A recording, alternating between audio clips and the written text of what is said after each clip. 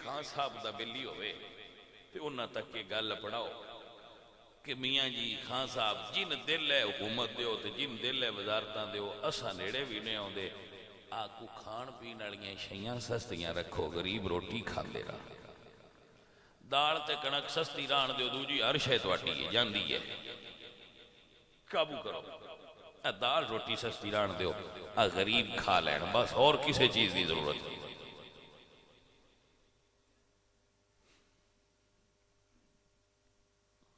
ویسے یہ کہنا کہ ریاست مدینہ بنانی ہے بڑا آسان ہے لیکن حضرت عمر فاروق کھانا کھا رہے سن کھانے وچ گھی بھی موجود تھی کھانے وچ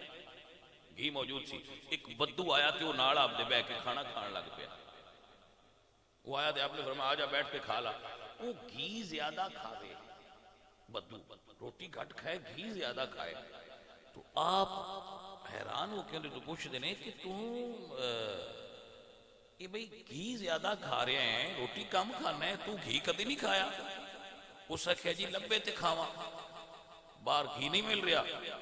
تو حضرت عمر فاروق نے فرمایا کہ جنی دیر تک گھی سستا نہ ہویا اور ساری عوام تک نہ پہنچیا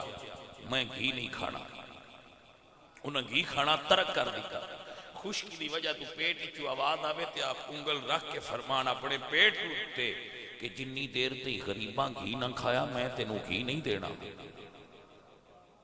یہ آکھن سوکھا ہے ویسی ریاست مدینہ بنائیے